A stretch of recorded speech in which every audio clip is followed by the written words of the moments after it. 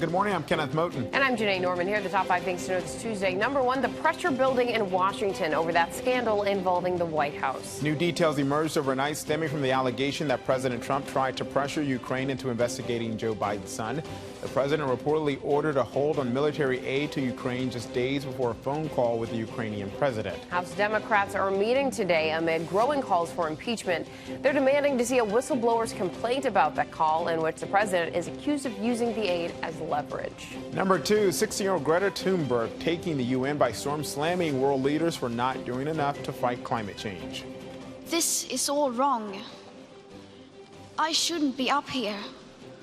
I should be back in school on the other side of the ocean. Yet you all come to us young people for hope. How dare you?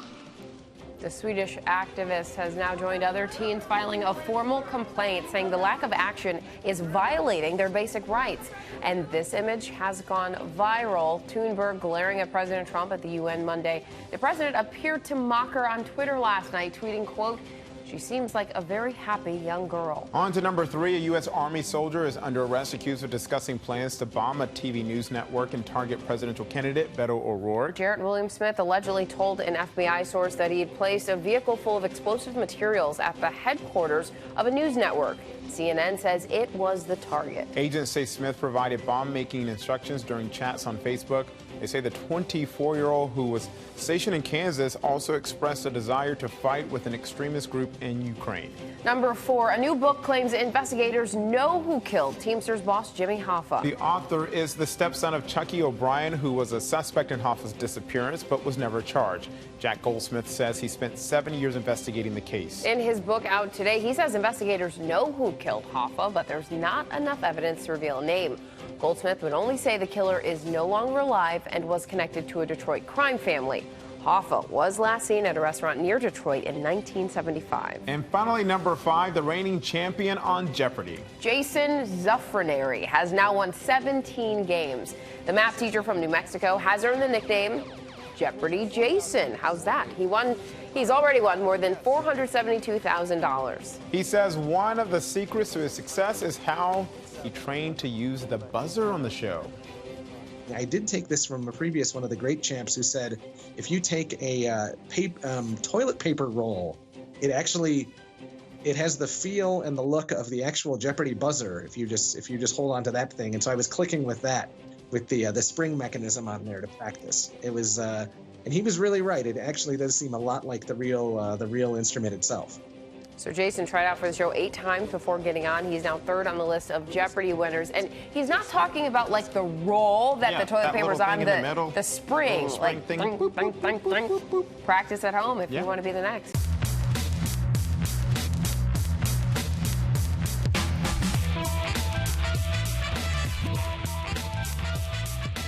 Let's get right to that big story. The several developments overnight in the scandal surrounding a phone call between President Trump and the president of Ukraine. At issue is whether President Trump pressured Ukraine to investigate Joe Biden in exchange for U.S. military aid. He denies that claim and calls this another witch hunt. Meanwhile, overnight, new details emerged about the timeline, including when that military aid was put on hold. ABC's Inez de la Cotara has the latest from Washington, where Democrats are meeting today to discuss impeachment. Inez, good morning. Good morning, guys. Well, the president remains defiant, acknowledging he did talk about Joe Biden in his conversations with the Ukrainian president, but denying there was any kind of quid pro quo. As President Trump gears up to address the United Nations General Assembly today, he's still pushing back on that Wall Street Journal report. It's just a Democrat witch hunt. Here we go again. Insisting he did nothing wrong by repeatedly asking Ukrainian President Zelensky to investigate his campaign rival Joe Biden. At the time of that call, the Trump administration was withholding $250 million in aid to Ukraine that Congress had already approved. Now the Washington Post reports Trump ordered staffers to freeze that aid just days before his conversation with Zelensky. Trump denies there was any quid pro quo. I did not make a statement that you have to do this or I'm not going to give you aid. I wouldn't do that. I wouldn't do that. But minutes later, I put no pressure on them whatsoever. I could have. I think it would possibly have been okay if I did. But I didn't put any pressure on them whatsoever.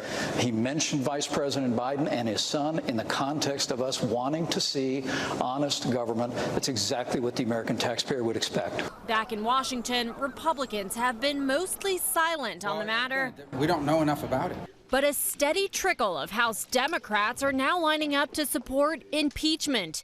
Even House Speaker Nancy Pelosi hinting at it, threatening a whole new stage of investigation if the Trump administration doesn't hand over the whistleblower's complaint to Congress by Thursday. He may force us to go down this road, and we may very well have crossed the Rubicon here. And House Speaker Nancy Pelosi will hold a closed-door meeting with members of her caucus this afternoon. This comes amid reports that she's been quietly discussing with her allies whether it's time to impeach. All right, and all of this comes as the president is set to address world leaders today at the United Nations General Assembly. So, Inez, what can we expect to hear from him in his speech?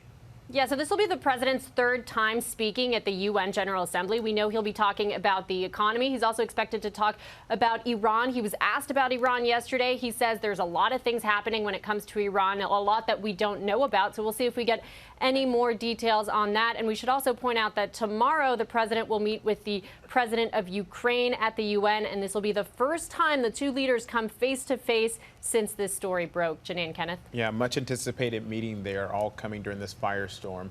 Inez, thank you. And some other stories we're watching this morning. Senate Minority Leader Chuck Schumer is forcing a second vote on whether to scrap President Trump's emergency declaration to help pay for the southern border wall. The vote is expected as early as tomorrow, months after enough Republicans signed on to block the president from using military funding to build the wall, but the House was unable to override the president's veto. A second Kansas resident has died from a vaping-related illness. It brings the number of deaths nationally to 9, but both Kansas residents were older than 50 and had other health problems. 7 other Kansans have been hospitalized, ranging in age from 17 to 67. Meanwhile, federal prosecutors in Northern California reportedly are investigating e-cigarette maker Juul. The Wall Street Journal says it does not know the focus of that probe. We turn now to the heroic rescue after a tragedy on the train tracks. A little girl here in New York is alive after her father jumped to his death in front of a subway while holding her. This morning, we're hearing from the people who raced to save her. This morning, the moments after a miracle was caught on camera. A 5-year-old girl is seen unharmed, crawling out from beneath a subway train in New York City. Police say minutes earlier, the girl's father had jumped in front of the train while holding her. He was killed immediately, but somehow his daughter survived. When the girl moved her hand, first thing I said was, "Thank God." Jairo Torres, seen wearing the white shirt in the rescue video, was the first to help. I said, "Crawl to me like a puppy. Come to me because I cannot come to you." You can see the girl's 44-year-old father in this surveillance video from their apartment building, holding his daughter's hand before going to the train station. Witnesses say they heard him on his phone seconds before he grabbed his daughter and jumped. I heard him telling the wife that, "You look out for the other 2 kids. I'm going to take her to school." And then he said, "I love you." This morning, the girl is home with only a few scratches. The family is now filled with gratitude and grief. He was a good father, 100% good father. Everything is fine except the absence of my husband. So tragic. Their neighbors say the father had suffered from depression and was often on his medication. And the Navy has made a startling announcement. 3 sailors from the same ship died by suicide last week. All 3 men were assigned to the USS George H.W. Bush. The aircraft carrier is currently docked in Norfolk, Virginia, while undergoing maintenance. Another sailor from the ship took his own life in July. The ship's commander says the suicides were separate, unrelated incidents and reminds his crew that help is always available. A mother and 4 children from Florida are safe after being stranded on a sandbar for an entire night. They were finally tracked down by a police helicopter along a river near Pensacola, where they went swimming Sunday. The mother built a fire to keep everyone warm. She says there was no cell phone service to call for help. Screaming at the top of our lungs every 20 seconds, "Help, help." And I just tried everything I could. I knew I just had to get the kids there safe. And I'm thankful we did. They spent the night in their bathing suits and were hungry and tired, but everyone is okay. And battle wide receiver Antonio Brown is going back to school. One day after tweeting that he's cutting ties with the NFL, Brown announced that he re-enrolled at the Central Michigan University. An Instagram post shows 4 classes that are offered online, including technical writing and racism and equality. Brown was released by the New England Patriots last week amid rape and sexual misconduct allegations. Almost 3 months after their epic win at the World Cup, the U.S. women's national team continues to bring home the hardware. The team's co-captain, Megan Rapinoe, being named the 2019 Women's World Player of the Year, following in the footsteps of former winners from the U.S. like Mia Hamm and Carly Lloyd. Rapinoe accepting the award on behalf of all of the champs, saying the victory was a team effort.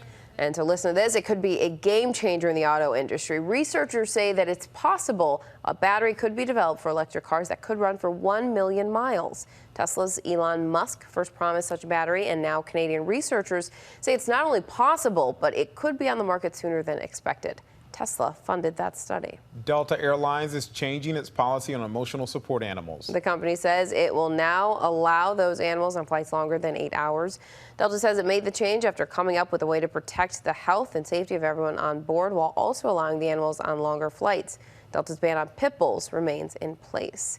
And we have more good news for cat people. That's right. A new study finds that cats develop personal relationships with their human owners, just like dogs, or as every person who lives with a cat knows, with the people owned by the cats. But the Oregon State researchers say the pets are securely attached to their owners.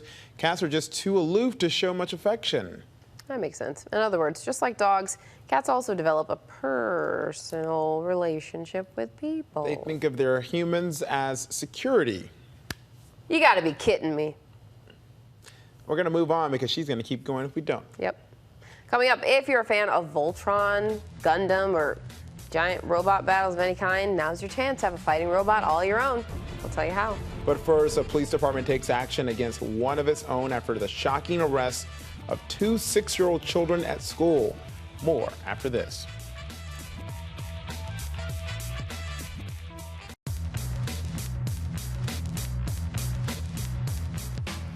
Welcome back. This morning, there are new developments after 2 6-year-old kids were arrested at their school in Orlando. The officer who made the arrest has been fired, and the police chief said what happened to the children shocked him and made him sick to his stomach. I can only imagine how traumatic this was for everyone involved. The Orlando police chief taking swift action after the controversial arrest of 2 6-year-old children, firing the officer involved and apologizing to the children and their families. We were all appalled. We could not fathom the idea of a 6-year-old being put in the back of a police car. Last week, the 2 kids, a boy and a girl, both 6, were arrested at school, their hands bound with zip ties. This grandmother saying she was told her granddaughter was arrested after having a temper tantrum and kicking a staff member. I was arrested, transported in a police car, mugshots taken. When I got there and they sent it to me, her eyes were red. She was trembling like a leaf.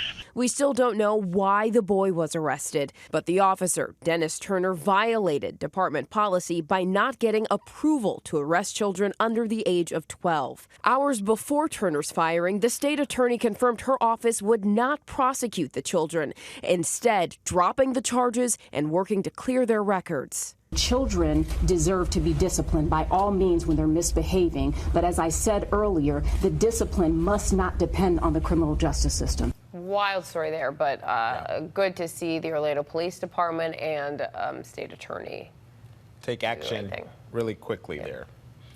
Well, British Prime Minister Boris Johnson is here in New York for the United Nations General Assembly, but Johnson is bracing for a Supreme Court ruling back in London on whether he broke the law when he suspended Parliament for 5 weeks ahead of the October 31st Brexit deadline. So let's go across the pond to Julia McFarland for more. Julia, good morning.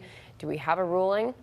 Morning, Janae. Morning, Kenneth. Boris Johnson's advice to the Queen to suspend Parliament was unlawful. That bombshell ruling earlier this morning delivered by the President of the Supreme Court of the United Kingdom, sending shockwaves across the British political establishment this morning. Lady Hale, who is the president of the Supreme Court, announced earlier this morning that the decision was unanimous between all 11 justices who sat for this case. Now, the wording is quite confusing, but basically she has ruled that Boris Johnson's suspension of Parliament was unlawful because it had the effect of frustrating Parliament, preventing Parliament from doing its duty. Now, she's argued that the court is bound to conclude that the decision to advise Her Majesty the Queen to prorogue Parliament was unlawful because it had that effect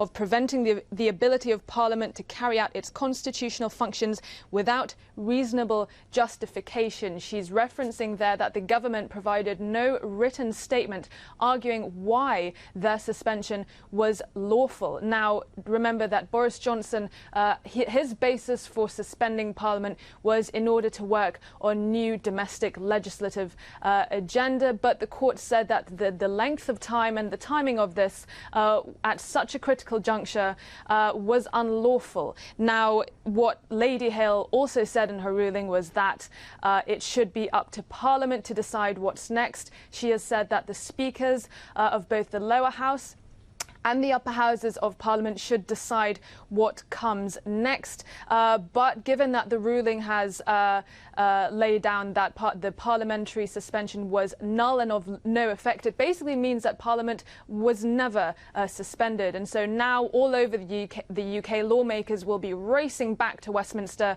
And of course, Boris Johnson will have to make a speech in the House of Commons for Prime Minister's questions, because Parliament is now technically still sitting. He's actually due to give a speech at his own party conference at the same time. He's currently, of course, in the United Nations in New York. He will have had a very early wake-up call this morning to hear that ruling coming through. But now all eyes are on Parliament. Boris is already facing calls to resign from opposition leaders who are accusing him of lying to the Queen. Interesting development there as we get closer to the Brexit deadline. Julia, thanks. But before you go, we have to talk about the royal family's tour of South Africa. So what are they up to this morning? Yeah, so switching gears to some very happy news coming out of South Africa. Harry and Meghan came out on their first day of their African tour. They were out in South Africa yesterday. Some really happy, joyful scenes of Meghan dancing with the locals, both of them making speeches about the causes that they care about there to promote, meet with local charities. The Duchess of Sussex getting lauded on social media for a very heartfelt speech she made yesterday to a number of female women's rights activists, referring to herself as a woman of colour and as your sister. She was visiting a children's centre in the town of Nyanga alongside Prince Harry. Now everyone is straining to see if we're going to get a glimpse of little baby Archie. He's with his parents on this tour, but there's no official schedule for him to make an appearance, but everyone is hoping that we may get a little sneak preview of him whilst they are there in South Africa. Thank you so much. Thanks for joining us, yes. Julia.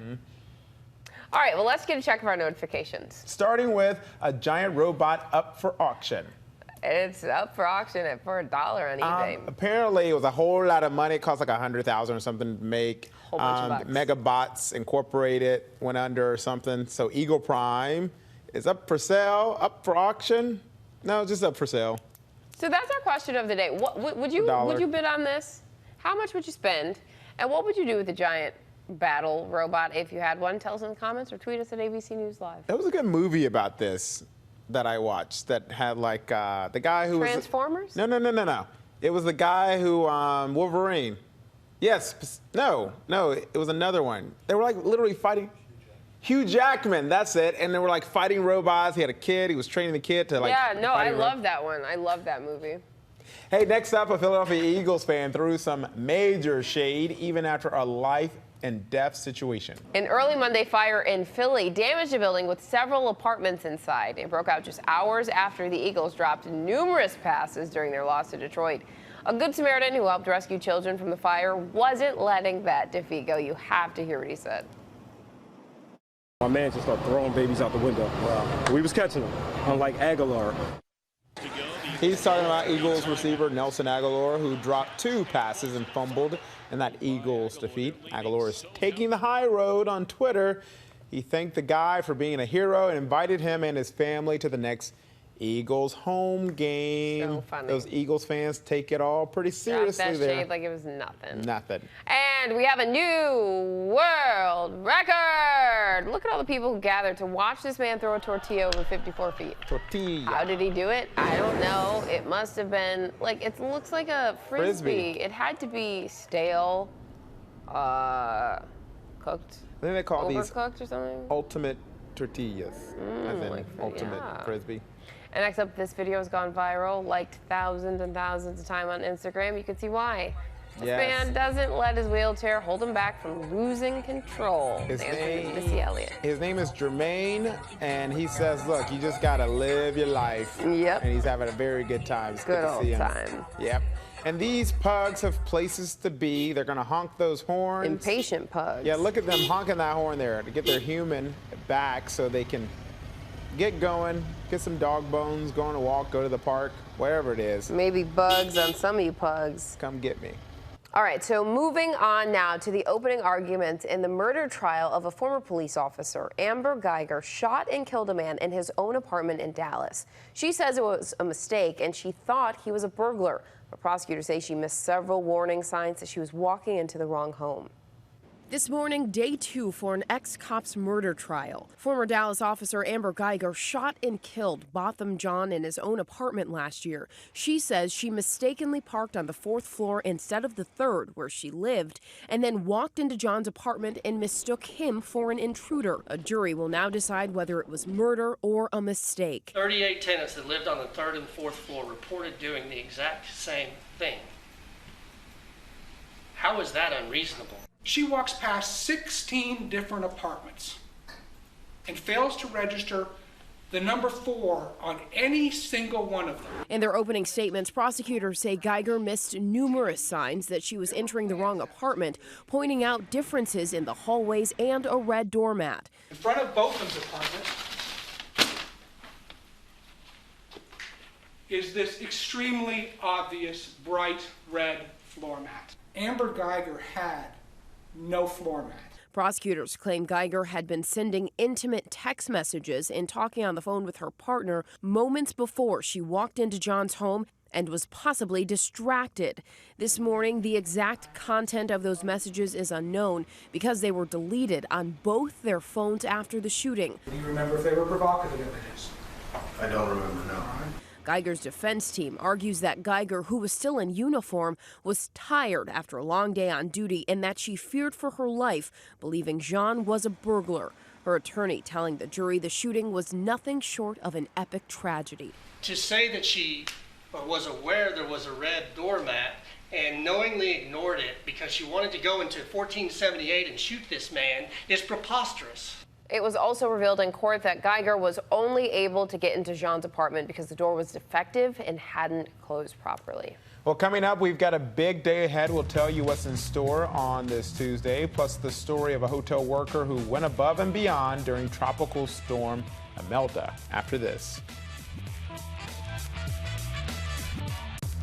Here's what to watch out for today. President Trump is set to address the United Nations General Assembly today at 10:15 Eastern. You can watch that right here on ABC News Live. The president is also scheduled to hold bilateral meetings with the leaders of the United Kingdom, India, and Iraq, and will participate in a multilateral meeting with the Middle East Strategic Alliance. House Democrats will hold a members-only meeting this afternoon on the topic of impeachment. 144 Democrats now say they support impeaching President Trump. And several House Democrats who have been reluctant to sign on to the impeachment efforts signaled Monday that their patience is wearing thin. The House Committee on Oversight and Reform will hold a hearing on the outbreak of lung disease and the CDC's urgent warning not to use e-cigarettes. And another parent in the Varsity Blues college admissions scandal is set to be sentenced today. Devin Sloan pleaded guilty to paying $250,000 to have his son admitted to the University of Southern California by misrepresenting him as a water polo player. Sloan's attorneys argue he is a good person who made a mistake pushing for no prison time and 2,000 hours of community service. And the NTSB is meeting Tuesday morning to determine the possible cause of gas explosions and fires in Massachusetts last September that killed 1 and injured more than 20 people. Plus, don't forget to tune into the debrief for an update on all our top stories and the briefing room for a breakdown of the latest headlines in politics. We've got a good story to leave you with this morning. Celebrating a young man who we're calling Employee of the Year. Yeah, after he worked a 32-hour shift by himself at a hotel in Texas affected by Tropical Storm Imelda. He stayed behind. Apparently, the worker who was supposed to relieve him couldn't show up because of the storm. And so he worked all the way through, tending to those who were there. Apparently, everybody pitching in to help cook as well. I mean, he did a lot. That's so good for you. Not only helped those people who were at the hotel, many of them, some of them probably left home and stuff. Helped out his employees. Yep. Good guy there. Pretty cool there. That's it from us this Tuesday. Have a good day. We will see you tomorrow.